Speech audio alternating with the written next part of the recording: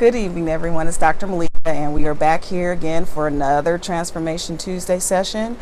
We are continuing some of what we discussed last week when we started our section on self-esteem. And so I got into it, and it seems like we had a lot more to cover, some tips that I was giving you to discuss or evaluate for your self-esteem. And I wanted to continue this because I think that it's very important, and it's not something that's restricted to just any particular gender, as I mentioned last week. So I wanted to get more into that.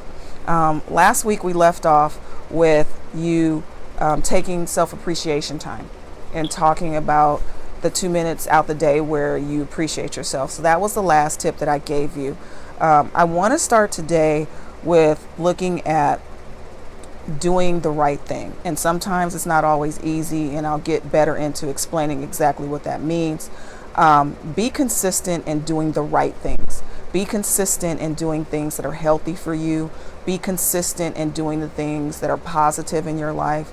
And a lot of times you're going to have situations where it's easy to just fall back into maladaptive coping techniques to where, I'm going to eat my way out of this situation because it's hard to deal with.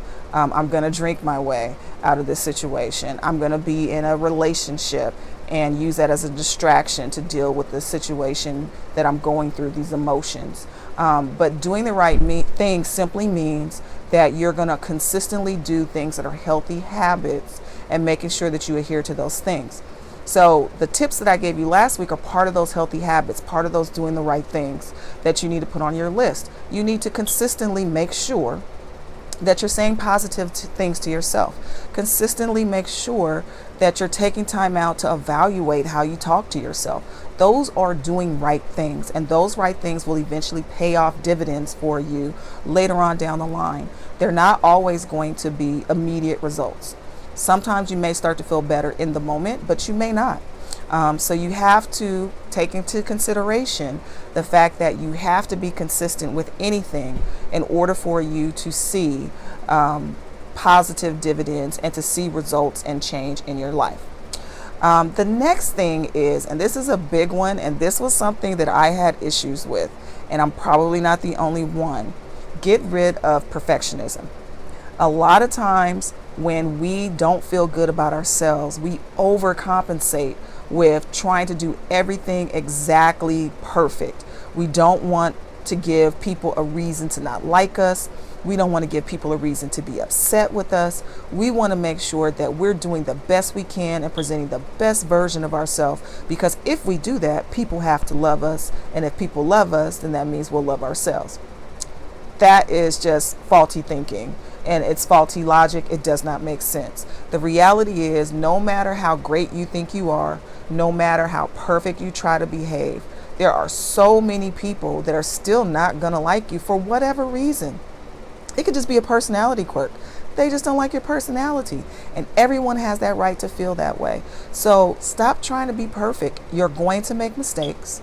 You'll learn more in your mistakes than you will in your successes. So why would you want to avoid the things that are going to help you to be a better version of yourself? Get rid of perfectionism. Just get it out of your vocabulary. Realize that no one was perfect other than God. And last time I checked, none of us are Him. So we will never be perfect. And when you accept the fact that you will never be perfect, it makes it easier for you to take that pressure off that you put on yourself, that's self-imposed. Now, it doesn't mean that you become okay with making mistakes. That's not what I'm saying. What I'm saying is that, yes, you want to try to do things the best you can. You want to give your best 100% in all that you do. But if you make a mistake and fall short, you don't crucify yourself in that moment. That is what I'm saying to you. Allow yourself to have flaws and be flawed, because the reality is all of us are flawed. There's no one who's perfect, and there never will be. Learn how to, and this is a juncture off of getting rid of the perfectionism, learn how to handle your mistakes and failures in a positive way. I always say, when you push yourself out your comfort zone, you allow yourself to be in the position to make mistakes and to have setbacks. But when you do that and you overcome those setbacks, you've now built resilience and muscles that will allow you to do that next thing that's out your comfort zone. So look at those mistakes and those setbacks and failures in a more positive way. What can I learn from this experience? If it was a failed relationship, a failed marriage, so I've talked to you guys about my previous marriage that failed. What was it that I could learn from that marriage so that this next marriage that I'm in now can be a good one that could be lasting, one that could be that till death do us part? Obviously, I learned something in it, and I can't take complete credit for the relationship and the positive direction it's gone in. I have to give my husband, complete credit for that as well, because he's come in and been a partner with me in this. We work together. But I had to learn some stuff from that failure in order to be able to have, a positive marriage of almost 14 years at this point. And that meant I had to look back at what I did, those failures, the fact that I wasn't perfect, the mistakes that I made, and I had to be honest about those things. And so that is a way for you to take that negative and make it a positive going forward. Learn how to be your own best friend. There's not always going to be a cheerleader to pick you up when you make a mistake. So you're going to have to learn how to be that for yourself. If you're the person that's trying to start a new workout routine and the first time you go to the gym, it's hard and you feel defeated, be your best friend, be your coach, encourage yourself and say, you know what? This was tough. I'm in pain. I'm out of shape. I feel like I'm dying, but I know that I can do this again. I am powerful enough and resilient enough to get back up and try this again. And every time you overcome whatever that obstacle is, you build emotional muscles that allows you to overcome things that are even bigger than that down the line. So be your own best friend, be your own cheerleader, pat yourself on the back. It's okay. That is a way for you to keep pushing forward and building up that self-esteem in a positive way. The next thing is learn how to be kinder to other people. I know it makes sense because it doesn't make sense as an external thing, but you'd be surprised how being kind to other people makes you feel inside of you. When you give to another person, when someone is less fortunate than you and you do a good deed for them, or you just put a smile on another person's face, it makes you feel good about yourself. It makes you say, that was a really nice thing to do. It totally changes your mood. So doing something kind for other people and just being kind in general to people on purpose, going out of your way to be kind for people, not because they're kind to you, but because you love the way it feels to be able to give love and kindness to another person, you will see a difference in your self-esteem and even how you feel about yourself. Giving kindness doesn't go unrequited. It will come back. What you give out, especially when it's positive, will come back tenfold unto you in so many different ways that you won't even have enough room to receive what is coming back for you when it comes to that.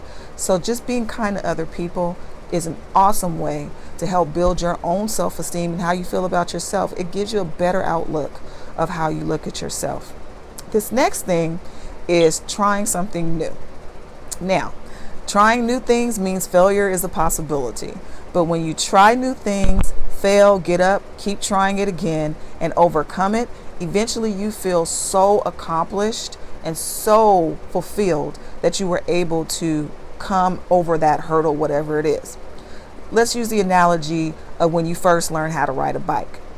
And the first time you got on that bike, it was new, it was challenging, you're wobbling on the bike, you may have fallen down, you may have skinned your knee, you may have done a bunch of different things where you felt like that bike was going to defeat you. But you kept going back and you kept going back. And eventually you were able to ride that bike, no problems. The wobbling was gone. You were able to ride miles and miles because you tried something new. You took the failure and you took the failure, but you kept coming back. You kept getting back up and you kept on moving through that challenge until you overcame it.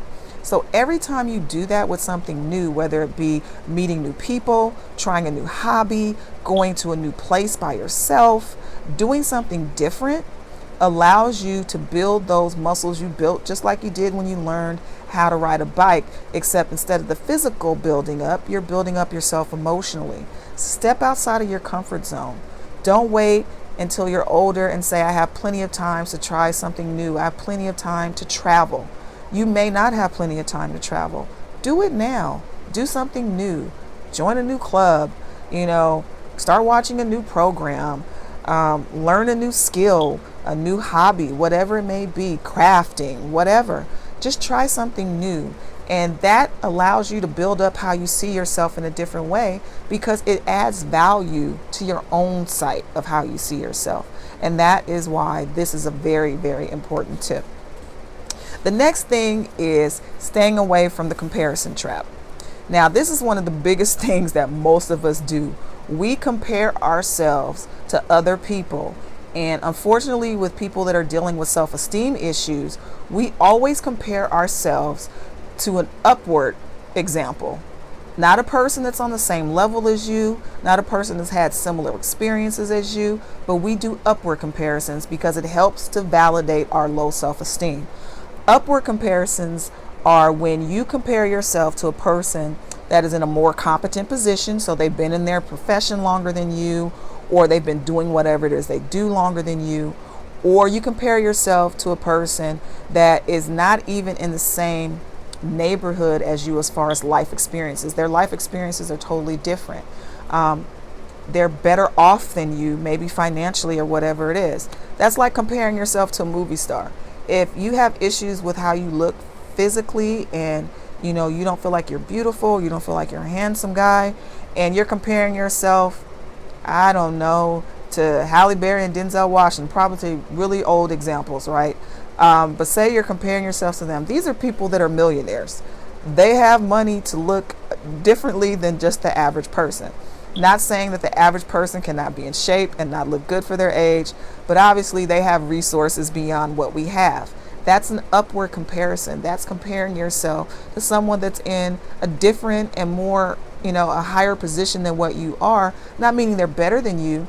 They're just in a better off position currently than where you're at. They may be more competent. So you're an engineer and you're just entering your field, and you're comparing yourself to your supervisor. Why can't I get these things the way they do? Because your supervisor's been doing this for 20 years and you've just been doing it for 2. That's an upward comparison. That only validates low self-esteem. Don't do that.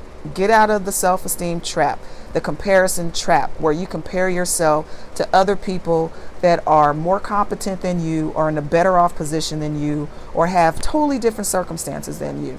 All that's going to do is continue to make you feel bad about yourself and continue to validate the low self-esteem issues that you're having. Compare yourself to yourself. Look at who you were back when and say, I'm no longer that person. I've seen the advancing I've done since just 6 months ago, or a year ago, or when I first started this class and I was feeling challenged and it was difficult and I didn't understand it. And now I'm a month and a half in, or halfway through the class, and I actually understand the topics that I'm reading in my textbook. That's who you should be comparing yourself to. Not to other people, but compare yourself to a previous version of yourself. Have you gotten better from what you used to be?